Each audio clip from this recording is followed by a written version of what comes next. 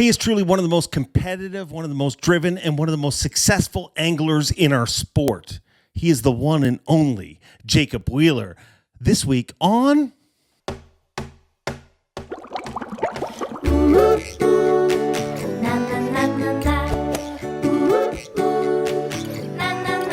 I'm Bob Cobb from the Bassmaster. Welcome to Mercer. Happy Wednesday. Welcome back to Mercer. Moment of total honesty. How we do these things is I record the interview with the angler, and then I do this opening and this close afterwards. So right now I am a sweaty mess because I screwed up my back and I've been having back spasms the whole way through the interview, but it's a good one. So you want to stick around. Happy Wednesday. Not just Wednesday. It is National Whiskey Sour Day, National Kiss and Makeup Day, National Secondhand Wardrobe Day, and National Banana Split Day. It is also the day that we do this podcast on. And without further ado, let's bring in our guest, because our guest this week is arguably the biggest angler on the planet right now, both on and off the water, whether it be promotions, whether it be winning tournaments, you name it. He's got it all together. And he's a guy that many people might not have expected to be on this show. But that's what you need to expect with this show. To expect the unexpected. And this dude, you can always expect him to deliver. I mean, I can't talk. I'm in too much pain right now. So let's bring in our guest, Jacob Wheeler. Jacob Wheeler, I started to regale you with accolades and tell you congratulations, because that's the cool thing about this deal for me is it allows me to catch up with guys that we should all be in touch with each other more, but life is busy. But man, since I last saw you, stuff's worked out fairly well, I would imagine. It's been a lot of fun. You know, obviously getting to run around the country and fish for a living is been always my dream. And to be able to go out here and run around and compete against some of these guys, and I mean, I can't ask for anything better. And obviously winning a few tournaments in between is always icing on the cake. I feel like you say things like that because I feel like maybe you have to say that but I don't think that winning a few, honestly, and call me out on it if I'm wrong, but spending time with you, I don't feel like a term like win a few tournaments along the way is icing on the cake. I feel like you would be miserable if you did not win a few tournaments along the way, right or wrong? That is correct. Yeah, that is. I mean, obviously, you know, you get into like a rhythm, and you know, I think the biggest thing is you don't take that for granted. So obviously, you don't want to sit there and be like, man, you know, and I've really kicked butt, you know, obviously. But I mean, I'm very grateful at the same point in time, because I know, you know, you're only as good as your last event, and the next one comes up, you know, you could be down there in last place. And that's the nature of the beast in this sport. So I've always, some wise man told me, never get too high when things are going great and never get too low when things aren't going your way. And so I try to sort of stay in the middle no matter what. What is it about our sport, dude? It is so weird to me how, like, and you have other friends who play other pro sports, and I've been lucky to have a few friends, but those people are so confident. And when you say if you said to a pitcher before a game, how are you going to do? He'd be like, it's a no-hitter today. They're not going to be able to touch my stuff. But the last thing you would hear, if you put that in fishing terms, it would be like the pitcher would say, they're going to knock the leather off the ball today. I'll be lucky if I get a limit. What is it about fishermen that is such a weird thing in our sport where no matter how good you're getting them, you got to dial it down? Well, I think obviously we can't control the variables, you know, obviously with, you know, you can have weather, you know, not having a good practice. You can put all the time and effort into, I've looked at events that I've put all this time and effort into preparing for an event. And I had to learn, you have to learn how to practice, but then you also have to learn how to pre-practice. Yeah. Because then you get locked into what you did in pre-practice, which was a month prior to. And so I know how things can go in this sport. And so, you know, it's a little bit different. Like if you're a LeBron James and you're like, listen, I got one dude between me and the name basket, I'm going to score. Because you can control most of those variables, but to an extent, we're fishing, you're fishing for live animals, you know, to an extent that they change every day. The conditions change. you're dependent on Mother Nature to go your way, or hoping the fish bite. And a lot of times we don't know how an event's going to unfold. Is there going to be 5 boats there? Is there going to be nobody that found your fish? All of those things dictate how your event goes. And so I think a lot of times it's really hard to say, oh, I'm going to freaking cream them this week, because there's so many things that have gone wrong throughout your career. And when you've done this, 10 years, I'm not going to say wrong, but if you thought you were going to catch them and something changed, the water drops 2 feet, or, there's 5 boats in that area when you thought you had it all by yourself and you thought it was a great area. And that's why I think that fishermen are more apt, as you go along and you get a couple of them boat whoopings, you realize, better just ease off of it a little bit. Do you think that's one of the areas? I've always kind of thought that's one of the areas that college kids could have a bit of an advantage, in the way that fishing, as you said, is a kind of a uncoachable sport, in the way that you have to make the mistakes. You need to go get a smallmouth boat whooping to realize I don't know how to fish smallmouth, and then you go learn to do it type thing. In college, they're looking at it more like a sport. Do you think that next evolution of the anglers? Because when I look at you, I'd say you're the next evolution of the dominant anglers that were before you. Could we see somebody even a notch higher in 10 years? Well, I think the biggest thing you look at in the last 10 years is the learning curve gets quicker and quicker and quicker and quicker. You can click on YouTube, boom, turn on and learn about electronics, learn about patterns, learn about the information train. It's just endless. And there's a lot of really good information. Before, you'd have to open a magazine, Bassmaster magazine, FLW magazine, you pop them open and you're sitting there and you're reading through there, and you don't know for sure 100%. Now you have so many different resources to utilize that I think that instantly, like, a lot of these kids are coming out of college or coming out of high school and a completely, way ahead of what we were, even 4 or 5 years ago, 5, 6, 7, 8 years ago. And so I could definitely see, and this is something that I've definitely seen throughout my career. The greats always are oozing with confidence. I would not call it cockiness, but I would call it's borderline cockiness, because if you don't understand them, but you have to be so confident in your ability to see something and make a decision on the fly in so many events, that if you don't have that confidence, you're never going to be able to do it. And that's something that I've definitely can, if I put my finger on one thing, confidence is something that you cannot teach by any means. It's definitely something that you have to earn almost. During a successful tournament, you talked about how quick you have to make decisions and believe in yourself, but during a successful tournament, what percentage of your decisions are made through game planning and what percentage are made through instinct? I need to go do this now. I would say on an average year, 25% of my decisions that I make are from a game plan. I would say 75% is instinct. Just like even the St. Lawrence River, the first day of that tournament, I had found a few fish on bed. I found a few fish cruising on some sand spots, and something just clicked. And I'm like, okay, I know what's going on now. I didn't know what was going on, but now I do. Okay, let me go with this. And I found 3/4 of the fish that I caught that day. I didn't know. I never knew they were there. I just found them brand new, new places. So that was something that but that's really hard to do in a tournament. Yeah. I think it's easier for me now knowing the weights, because I know where I'm at. So I can sort of play that, where like bass track, you don't know your weights. Yeah. Tracker, you do. For me, when I know the weights, I'm able to adjust my game plan accordingly. All right, man, I'm getting down here low.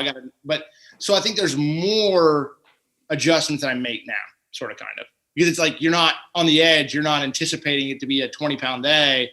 And it's like, well, actually it's a pretty tough day. I can go practice a little bit. Does success make that instinct easier for you? Meaning when you first started your career, it's pretty tough to follow your gut when you're like, well, these guys that I've read about all these years are not doing that. Well, I think the biggest thing that changes as you grow and mature throughout the sport, I think the biggest thing that changes is the fact that you and when I first started my career, my number one goal, I put $5,000 entry fee in. I want to make a $10,000 check. That was my goal. Whether my mind wasn't even set to winning. It wasn't even thinking about, I need to be on this winning pattern. Is this pattern going to work out? Is it not? It was simply, man, I think it's going to take 10 pounds a day. I need to catch 10 pounds a day. And after I caught that 10 or 11, 12 pounds, I would sort of like, oh, man. Pressure's off. We did it, man. And I think that that was sort of just my mentality. And the same point in time, is like, at that point in time, that was a lot of money I had out there. I didn't have everything paid for. I was trying to just go out there and compete. And so you're worried about, paying for your house payment and take care of little things. And you just, that's how you have to think. And then after a certain amount of time, you go from, okay, well, hey, yeah, that's great. Let's work on top 20s. Like, yeah, checks are great. Yeah, you're going to have some bad tournaments. You're going to finish, in the back of the field, but let's work more towards mindset top 20s. Then all of a sudden you start making a few top 10s, and it's top 10s. And, you're like, well, we need to freaking make top 10s every time.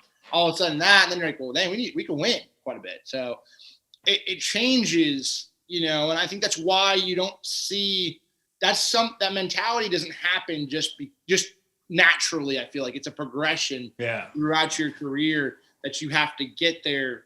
And the stepping stones you have to sort of get past before you can get to that mindset. How much of your success is I'm going to put in 3 different categories. Success being, and I'm just talking on the water, business, fishing business, basically. How much of that success is mental? How much of that success is knowledge, meaning, putting in your homework? And how much of that is just physical ability? Ooh, that's a good question. And do you use that when you're stalling for time? Do you say, that's a good question? Is that one of the things you do when you're stalling for time? A little bit more. Give me like 10 more seconds. Like I'm doing it now. I'm doing it for you right now. See, I'm giving it to you. You're just giving me more time. I'm trying to process. I'm not a big multitasker, so I'm trying to think this up, and it's not, no. So I think, mental side, I truly feel like the mental side of the sport is the most complex, because it's something that's very hard it's super hard to teach. Techniques, everybody at this point in time, for the most part, on tour, knows a lot of the same things, and it is most everybody can skip a bait fairly decent around a dock and up underneath a bush and stuff. I will say, obviously, there's guys that are better than others at that, and that's their, that is the ultimate deal for them. That's their comfort zone. So I would say on the mental side, I would say 50%. I would say it was 50% for sure, because it's hard when you lose. It's at least half of it. It's at least half, if not more, but I would say half. And probably the hardest half to get, I would imagine. You can get all the knowledge. You can spend time and be good at everything, but to crack that mental code, there's some anglers that go their entire career and never do. There's no doubt. There's anglers that I feel like I look at in our sport that are so talented, but they can never get over that mental hump of getting in position.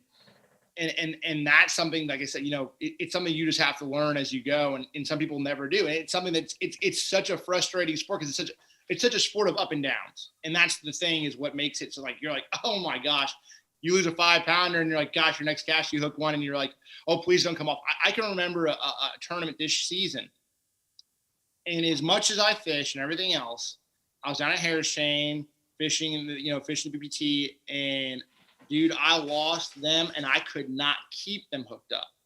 For whatever reason, for 2 full days, the first day, I think I lost 80% of my bites. And it was like, not like it was like a crankbait bite or a jerkbait bite. It was like, all right, vibrating jig, flipping, frog. Like, it just was it was a train wreck. Yeah. But it was it was completely mental.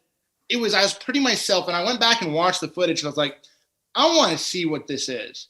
I want to see it was just my whole body language. I could tell that it was not there. It was mentally, I was freaking myself out because it was happening. So, 1 or 2 or 3 or 4, but you started losing them almost every avalanche. It just piles on.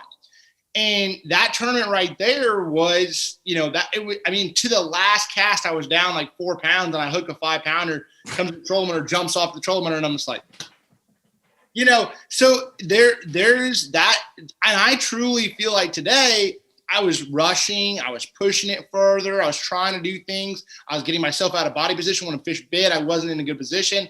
Like, all of that is that mental side, because you're trying to overcompensate. And I think that's something that doesn't get talked about enough. So anyway, going to more of the knowledge side, I would say that is, there is a lot to that. I would say 30%, 35%. So only 20%, it's 15 to 20% physical. I would say 20% physical, because I think I would say 20% physical, because I don't know the issue that I'm trying to, I look back. You look at some anglers like a Mark Davis that's still fishing, competing, or a Rick Clunn. Amazing. It's insane. Okay. I think that those guys, their knowledge trumps. Obviously, they can't continue to do it physically, but their knowledge. But I will say it's tough, because I feel like when you look at the best anglers, or the anglers at their peak of their career, their physical aspect, their mental side, and their knowledge all comes together about that mid-30s. Yeah. So it's tough. And that seems to be the sweet spot in our sport, at least the last group of legends that came through, your Van Dams and everybody else, Skeet Reese's. That seems, now I'm not saying it won't trend, it won't trend younger, but that seems to be the perfect spot. So you're still 5 years away from your peak.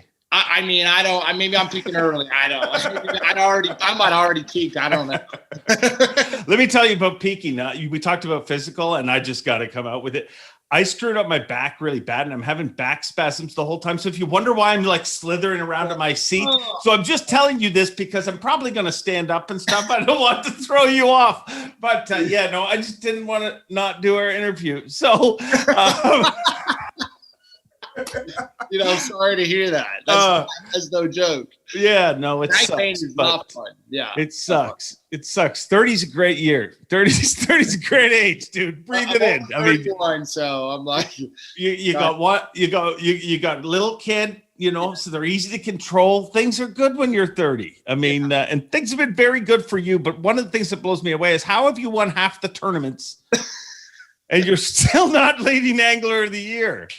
Man, what a crazy, it's just a testament for, the guys I'm fishing against. Obviously I've had a great, phenomenal year. I had one slip up. We talked about a little bit of Harris Shane and the mental side of that. And it came to the point where I just ultimately had to make a decision. I was trying to obviously put myself in position to win angler of the year. It's every year you're trying to win angler of the year, but look, you can't slip up.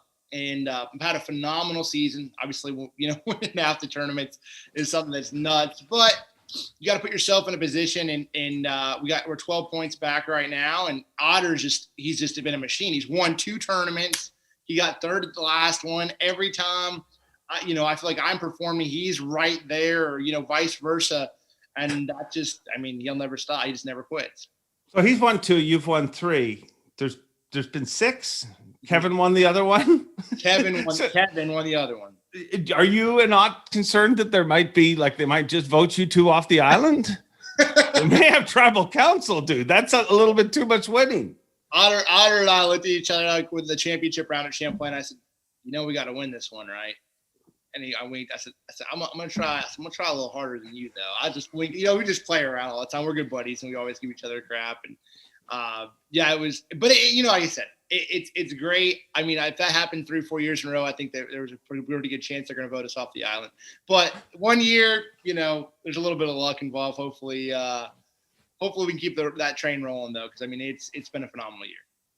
Incredible year, and not just on the water, off the water. Everything going on in your life, which just makes it even more impressive, really. If you look statistically, when people start getting settled down and moving houses and having babies and stuff like that, generally, if you watch the chart of anglers, they go down for a few years, and then it kind of spikes them back up, because it's almost like, I got to pay for all this, but they take a pause. So if this is your pause and you've won 50% of the tournaments, it's ridiculous. Yeah, it's hard to comprehend. And when you're in the moment, I'll tell you what, when you're in the moment, you can't really like appreciate that. You know what I'm saying? It's like something that it's hard to, because you're just thinking about the next one. When I get done with an event, you want to take the time to appreciate that event, but I don't feel like that happens until like, the off season in looking back, Yeah. You're still in the battle of, all right, hey, listen, we got to keep going. All right, what's the next one? What are we thinking? How's this going to play out? You get into where you're constantly, prepping for the next event. So I think that, it's awesome, but I always train myself. I look at guys and that have done such a great job and are some of the legends of the sport. And the biggest thing is you just can't get complacent. And so when you get complacent, you're like, oh, 3, man. Well, I won 1 tournament. I'm good this year. It's sort of like going back to where I was, getting a check. Well, I got a check. I'm good. Or I won a tournament. I'm good. And you never can stop. Yeah, I have a theory, and I've just come up with it, but I feel like when I talk to really successful, just in the last year, not just like right in the last minute here. When I talk to really successful people, they kind of look at me and they're like, well, duh. But I think one of the worst things we're told growing up is happily ever after. Once you're going to do something, you're going to have this moment and life's going to be happily ever after. And the truth of it is, it's only as good as it, the moment you stop working, that's when the happily ever after ends. So, if you want it to be happily ever after, just always keep the hammer down. Is that how you live life? I think there's a combination of it all, because you look at, I feel like you look at, there's so many different parts of life, trophies and money are awesome, but there's obviously family and spending time. And as my family grows, that will be as more and more and more important to me as it is, and it has in the last few years. So that can take a position where you're like, listen, I don't want to go out there and pre-practice as much as hey, listen, my daughter, she's got her first dance and daddy-daughter dance. And that becomes an issue. So I know that's coming. And so I know that this is the opportunity in the last few years has been the opportunity to really, truly give everything that I have. Now, I also feel like once you get to a certain point and you understand fisheries a little bit better, or understand smallmouth, largemouth, spotted bass and how they position, it's easier to make decisions. Yeah. And break down bodies of water when that ultimately I'm still down. listening to I you. hear you, trust me. I know it's like, you're like over here, like I already got you. So that's sort of like, I feel like that as you go on, I'm gonna be wanting to stay home a little bit longer. Yeah. And I feel like that you're not gonna have those practicing trips as much as you did earlier in your earlier in your early years, and I still have some now. And then you're just gonna have to go off of just a lot of instinct and knowledge. One of the cool things about you that is watching your business evolve. At one time you were just a guy who wanted to win tournaments. I really felt that, like you didn't care about anything but winning. Just I win and the rest will take care of itself.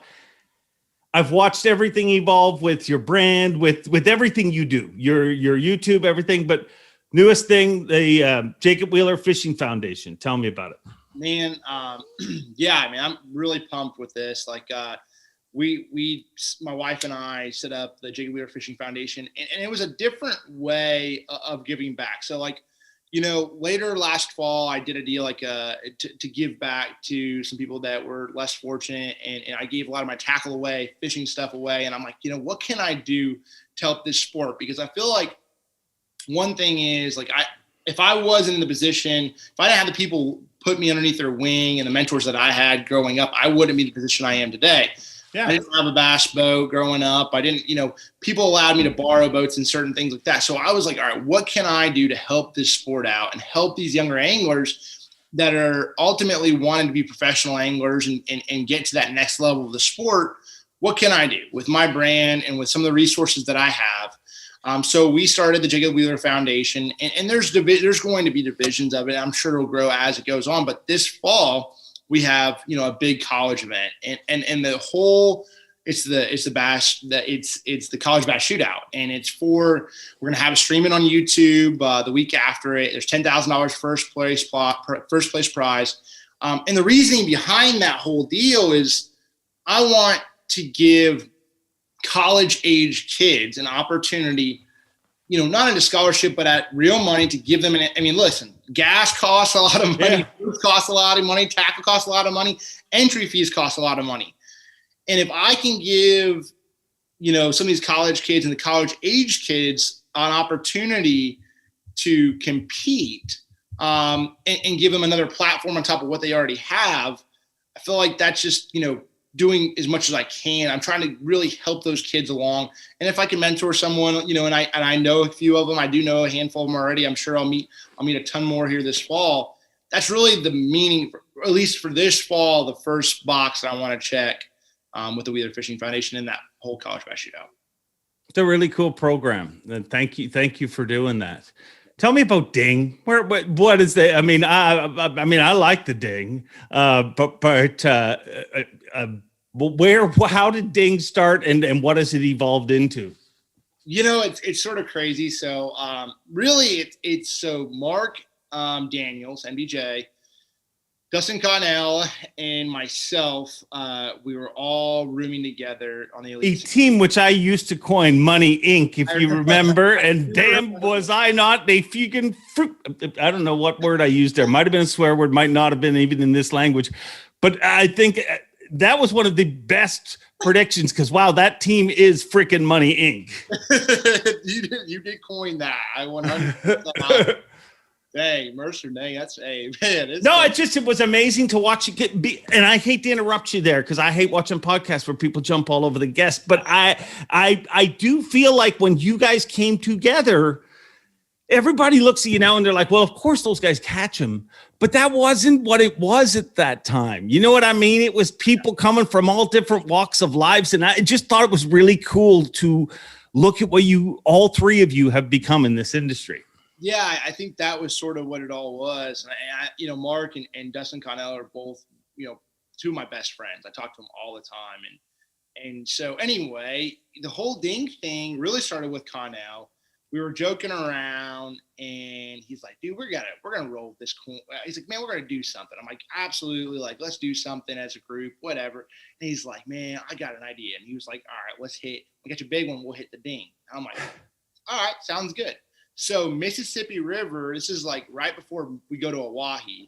Yeah. On YouTube, I'm doing the YouTube thing. I catch one like in the morning. I catch 16 pounds, like really early. I'm like, dang. I'm like, that's a dang big one. All right, we're on them. Anyway, so then the next event, Mark wins at Oahe. Yeah. He hits it on live, and hits it on live. And so it's progressed, and it just turned into something that we all sort of work together. And it sort of encompasses not only our brands like together as friends, but I think it's also just more, in a good time. We use it on everything, whether it's whatever. We'll use Ding and everything. And hey, they're dinged up, man. Oh my gosh, there's whatever. But it really for us, I feel like it's that positive nature, that positive attitude. When I'm rooming with those guys, it's just all a positive vibe going into the house. It's like we're all just happy-go-lucky, loving life. And I think that's sort of that word encompasses all of that for us anyway. Speaking of dinged up, will there be more dinged up podcasts? Because I think it was a really great podcast. I mean, great chemistry between, and it was real. It wasn't fake, and there's way too many fake things in the world nowadays. I think the plan is definitely to do it. Obviously, we had myself, MDJ, Dustin Connell, and Adrian DeVito on that up on St. Lawrence River. And it was, that was the last time we were all together since the last, event. So I think this next event, the plan is to do one every single event. And it's something that's so much fun because obviously, we're all buddies and we're all friends. Chemistry, like you said, it just, we all feed off of each other and it's just a lot of fun. So the plan is to definitely do some more of that. But it's, I don't know. We'll just sort of see we'll sort of see. We got a pretty big tournament coming up at St. Clair. So we're going to try to push everything in. I don't know if those guys are fishing. We'll figure it all out though. Definitely the plan is to have some more though. All right. In your empire, Ding Inc., whatever you want to call it, where does everything? I mean, you've got tournaments. I would assume at this point of your career, they're the top of the castle. That's the most important thing. As far as building this business. I mean, if you stop winning, Ding is nowhere near. Look at Conor McGregor, dude. Everything he used to say was so cool. Like, it would just come out of his mouth and you'd be like, I want that. Who the F's that guy? Oh, it wasn't even that funny. It was just because he was winning, it was funny. But when you stop winning, Ding sounds like dong all of a sudden. So obviously you got to win, but where does everything else sit with you? An incredible YouTube channel and all this. So where do you rate all that? How important is all of those pieces of the puzzle to you? Obviously family is very important to me, first and foremost, with my little one, Olivia. I have another one on the way here in October. So congratulations. Thank you. How'd that happen? I still so that's starting to take a lot, when I'm home, to separate it. But obviously competing, I hate losing. And a lot of people say it's cliche, you hate losing more than you love winning, but I truly hate it. Like, I can't stand it. I try to prepare myself, but I also feel like, so that is definitely a very major part of what I do. And I try to, and you'll see it on the YouTube side of things, I try to bring people along on these tournaments, but my main goal, like, a lot of times I'll just let the cameras run and something turns off and I'm sitting there reeling them in. My job is to win the tournament. I'm trying to bring people along for the ride, but I'm constantly in battle, trying to compete. And so sometimes it can be hard. I enjoy the YouTube side of it more when I can actually interact a little bit more and interact with the camera and have fun. Yeah. There's not that pressure. I want to show the competitive side of it and what I do for my job, but that sometimes can be tough because you're not always like, hey, what's up, guys? We're over here. It's like, listen, dude, I'm freaking out here trying to reel bass. we got work to do, So it's a mindset thing there. And obviously that's sort of something is trying to juggle it all. I mean, content is king and constantly trying to come up with ideas. I'm fortunate to have Brody constantly working on stuff and having stuff to edit. And that's a really big part of it all. I mean, but there's just so many different little divisions. And then obviously, giving back and having a little time to do that as well. So, yeah. I mean, obviously winning tournaments is great. I don't think I'd be unhappy as far as, I'm not unhappy. I would be a little pissed off myself if I wasn't competing at a high level. And I would try to work harder, but it's not all about trophies and money by no means. I'm going to give you a little trophy right now. And I don't even know if you know this exists or this even happened. But when I read it, I was like, whoa. And I actually called the guy out on it because it was in Jay Kumar's Bass Blaster. And he had interviewed Kevin after Kevin beat you in that event. And he asked Kevin, he said, did you trash talk Jacob Wheeler in the morning? And Kevin's response, and this blew me away as one of Kevin's best friends, you don't want to poke the bear. And I called, number one, what does it feel like to hear that Kevin Van Dam referred to you as the bear? And number two, did you know that existed? No, I number one, that's insane. I'd never, Kevin is obviously the GOAT of bass fishing. He's done an unbelievable job in this sport, not only on the water, but off the water. And I always will look up to him. And he's in a league of his own, and he's done a phenomenal job with this sport and putting it in bringing it to another level. So first and foremost, hats off to Kevin, because that's the man. Now, I did not know that was out there. That is very humbling. Kevin and I, we'll talk every once in a while, and I talk in passing and stuff. But as much as he gives it to me, I give it right back a lot of times. And, it's fun because I have that respect for him so much, but I'm also a competitor. And it's point now, I'm like, you check each other. Yeah. I don't know, buddy. I don't know. Like, you come to Michigan, we'll see what happens, or something like that.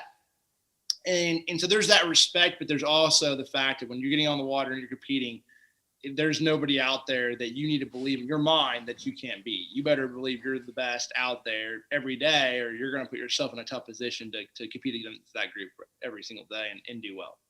Who were your guys growing up? I mean, everybody has those people that they and maybe they're not people that we know of, but who were the people that you looked at? And it maybe, it makes more sense if you name people we know of. I mean, I'm sure you'd like to give a little love out to your grade 6 teacher that was really nice to you, but we don't know Mrs. or Mr. Ferguson, whichever it was.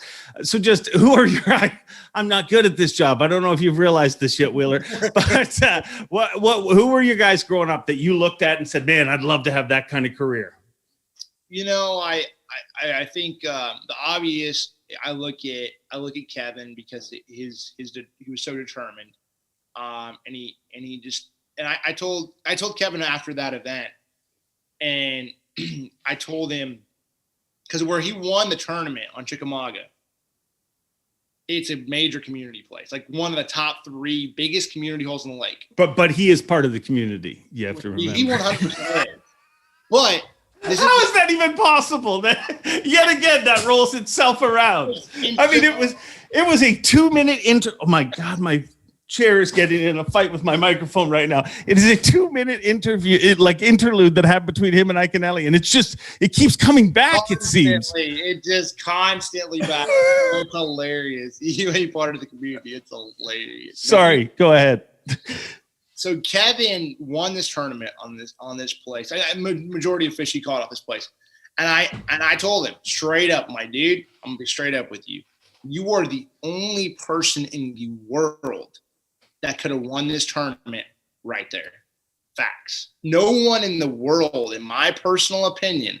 I knew it was there, but I'm like, dude, they're so pressured, so hard to trigger, so hard to catch.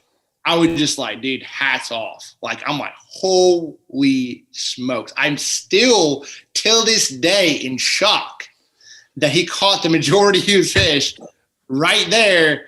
And I'm like, what? And it was, I watched a little bit of the footage after, and I'm like, dang. But so Kevin's the obvious choice. Another one that I really looked at is one outlier in the crowd. You look at Skeet, you look at Aaron. Aaron's another one that I thought was just phenomenal, and he still is. Oh. Man, it's just not just as an angler. I mean, all of them are great. I mean, Aaron, he had that mindset. It was hard for him to explain, how he processed information, but he would always just like, I don't know, I just go out there. Bro, I just go fishing. It's not that hard, bro. They're just on the dang pilings, and that's what they're doing, and they're just suspended eating bluegill that are actually eating, tiny perch fry, and the perch fry are chasing the insects. I mean, duh, man, it's pretty dang simple. And I loved the detail, how detailed he was on everything, and then the last person would have been Edwin Evers, because Edwin was always the most versatile I looked at as far as overall the spectrum. Okay. And I've always talked about how this sport has changed from the era of when Kevin, Denny Brower going back. There was, the flippers, the finesse fishermen, the specialist, coined that term, specialist, Now it's the generalist. It's you have to be good at everything. Yes, you could sit there and pick up a flipping stick and probably have a decent event or in a decent year. You might qualify for a classic or a red crest. You might, and you might not have a thing anymore. But you are not going to put yourself in a position of winning Angler of the Year if you're not versatile and able to be a generalist at some point throughout the season. And so I think that's why Edwin was a little bit more on that front end of that, like out of that group going, and I was like, I could see when he won the tournament on Kentucky Lake and then went up to Waddington and won that event there. Yeah, back to back. So it was a very similar, completely different deal, Yeah. Great guys to look up to. Are bananas bad luck? Man, I don't mind a real banana. Okay. I don't mind a real banana, but we started this whole thing a couple of years back with the crew as well, where we had a bear, and then we had this stuffed banana. His name was Jimmy Ding. Jimmy Dean. Jimmy Ding. Not Jimmy Dean, also Jimmy Ding. And every time I had that sucker in my boat, I would not catch nothing. I literally have a video. I'll show it to you one day where Connell is cussing the banana because he is like, that thing is the worst. So we, after a few of us had spent a couple days in the boat with Jimmy Ding, all of a sudden he disappeared. And so that is one banana. No stuffed bananas will ever be in my boat. But real bananas are okay. Real bananas, I don't have a problem. I'll eat a banana. Mark is definitely, do not bring a banana in the boat. But I'm like, I don't really care. Stuffed banana, I'm not about that life. All right. Okay, I got to ask you a few questions that, if you don't want to answer them, it's at a point in the interview that you could just hang up on me. and it'll make a great ending either way. Every single person watching this is going to want me to ask you this question. Okay. How many of those red trophies you got to win until to stifle the urge to win a Bassmaster Classic, or is that gone? For me, and it's just truthfully my thing. I love competing against what I feel like is toughest for me to compete against, the toughest group of anglers, fishing against the Justin Lucases, fishing against the Jordan Lees. So that's, for me, that's where I see my value at, just being straight up. Yeah. That's where I don't care if it's freaking whatever it is. I want to fish against the best. So, and I feel like I am. And that's why, for me, that's always where I'll be at. When I started FLW, the best, transitioned to the elites and that full group, and it was toughest. I went there because that's where I wanted to fish against the top level in the sport, the top premier anglers, in the largest group of talent. And that's just the same today. That's how I sort of make my decisions, because I feel like, if not saying that there's not a substantial amount of talent in the elites, because I truly believe there is. And I feel like it's getting better every single year. For me, it's not about a title. It's about competing against the best group of anglers out there. And that's where I feel I am. I think that was a very, very good answer. You know why? Because no matter what happens in your future, you can always be like, well, the best group is over here now. It turns out the best group is actually bowlers, and I'm a professional bowler. Now you do whatever you want with it. And dude, I did not ask you that question to put you on the spot. I asked you that question so people won't yell at me in the comments and say you never asked him about the big question that we all want to know about. And I do in my heart believe that you will compete for a Bassmaster Classic, and I believe you will win a Bassmaster Classic in the future. I'm not saying it's going to be next year, 2 years. I just think, yeah, man, look what's changed in the last 3 years. You're telling me that everything's just going to stay the same for the next 20? And I know the competitive part of you. I think you'll always be fighting it out for it. But one of the other things that I have to touch on, because me and you share something, and we're both big friggin' Pat McAfee fans. Yeah. I'm a huge McAfee fan. I actually a little bit of hate him because now he works for WWE. He's like literally outside of working for Bass. That'd be where I'd like to be. So he's literally living out my dreams. But that son of a bitch doesn't like bass fishing. How do can we set up some kind of trash talking situation, take him out fishing and beat his ass? Well, being from Indy, that's the one thing I actually, that's definitely a game plan. You got to get him out there on the water, see what it's about. Dan, it's obviously so much fun to listen to those guys go at it and talk about everyday life, to great show, sports and everything. It's really truly entertaining. They do a phenomenal job, and it's like, gosh, man, that guy, and he's just always on it, like always on the deal. So if I can set it up to get him in the boat with you, will you take him out? Let's do it. Let's do it. I will sit on the back deck and commentate the whole time. It'll be wonderful. We can be the Pat McAfee Show fishing consultants. One that speaks and the other that delivers. That's good, man. That is I'm in. You can count me in on that one. Wheeler, you always deliver, and I appreciate you doing this show here tonight. And all I ask you is, Will you come back on again when I'm not back spasming? Because I think I can do better. Where you can just calm down and just I feel for you, buddy. I've had one. I've not had many back issues, but I've had it one time, and I do not want anything to do with that at all. It's a mess. It is a mess right now. I'm sweating. The only thing I feel bad for is my liquor cabinet because I'm heading to that right now. Jacob Wheeler, you are awesome. Thank you.